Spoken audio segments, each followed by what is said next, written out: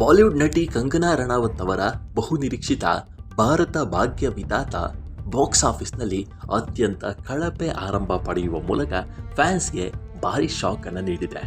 ದೊಡ್ಡ ಮಟ್ಟದ ಪ್ರಚಾರದೊಂದಿಗೆ ತೆರೆ ಕಂಡಿದ್ದ ಈ ಸಿನಿಮಾ ಮೊದಲ ದಿನವೇ ಪ್ರೇಕ್ಷಕರಿಂದ ನೀರಸ ಪ್ರತಿಕ್ರಿಯೆಯನ್ನ ಪಡ್ಕೊಂಡಿದೆ.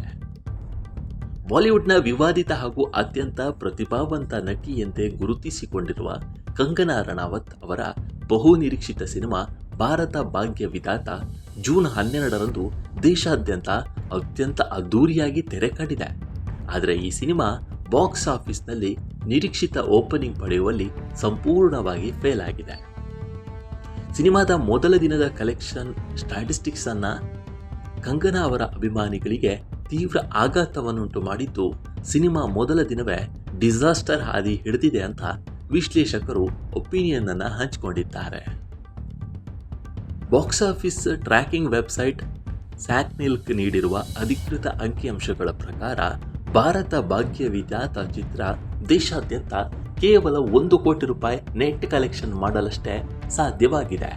ಇದರೊಂದಿಗೆ ಸಿನಿಮಾದ ಒಟ್ಟು ಭಾರತದ ಗ್ರಾಸ್ ಗಳಿಕೆ ಸುಮಾರು 1,19 ಲಕ್ಷ ರೂಪಾಯಿ ದಾಟಿದೆ.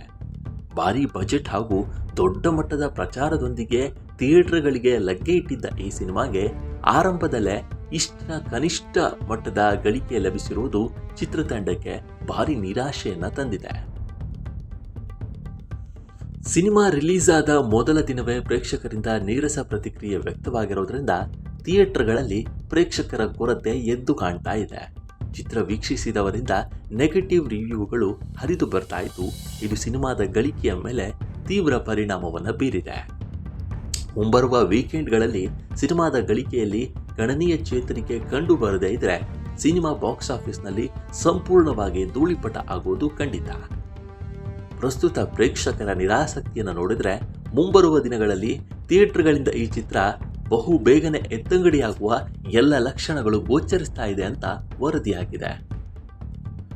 ಭಾರತ ಭಾಗ್ಯ ವಿಧಾತ ಸಿನಿಮಾ ಕಂಗನಾ ರನಾವತ್ ಅವರ ಅತ್ಯಂತ ಮಹತ್ವಾಕಾಂಕ್ಷೆಯ ಪ್ರಾಜೆಕ್ಟ್ ಆಗಿತ್ತು. ಈ ಚಿತ್ರ ದೇಶಭಕ್ತಿ ಹಾಗೂ ಗಂಭೀರ ರಾಜಕೀಯ ವಿದ್ಯಮಾನಗಳ ಸುತ್ತ ಸಾಗುತ್ತೆ. ವಿಶೇಷವಾಗಿ 2008ರಲ್ಲಿ ನಡೆದ ಮುಂಬೈ ಭಯೋತ್ಪಾದನಾ ದಾಳಿಯ ಸತ್ಯ ಘಟನೆಗಳನ್ನು ಆಧರಿಸಿ ಈ ಸಿನಿಮಾವನ್ನು ನಿರ್ಮಾಣ ಮಾಡಲಾಗಿದೆ. ಮುಂಬೈನ ಆಸ್ಪತ್ರೆಯೊಂದರಲ್ಲಿ ಉಗ್ರರ ದಾಳಿಯ ನಡುವೆ ಸಿಲುಕಿಕೊಂಡಿದ್ದ ಸುಮಾರು 400 ರೋಗಿಗಳನ್ನು ರಕ್ಷಿಸಲು ತಮ್ಮ ಪ್ರಾಣವನ್ನೇ ಪಣಕ್ಕಿಟ್ಟು ಹೋರಾಡಿದ ಸಾಮಾನ್ಯ ನರ್ಸ್ಗಳು ಹಾಗೂ ಆರೋಗ್ಯ ಕಾರ್ಯಕರ್ತರ ಧೈರ್ಯ, ಸಾಹಸ ಮತ್ತು ನಿಸ್ವಾರ್ಥ ಸೇವೆಯ ಕಥೆಯನ್ನ ಈ ಸಿನಿಮಾ ಒಳಗೊಂಡಿದೆ. ಈ ವಿಡಿಯೋ ನಿಮಗೆ ಇಷ್ಟವಾಗಿದ್ದರೆ ಲೈಕ್ ಮಾಡಿ, ಶೇರ್ ಮಾಡಿ ಮತ್ತು ನಮ್ಮ NCIB ಚಾನಲ್ ಅನ್ನು ಈ ಕೂಡಲೇ ಸಬ್ಸ್ಕ್ರೈಬ್ ಮಾಡಿ. ಧನ್ಯವಾದಗಳು.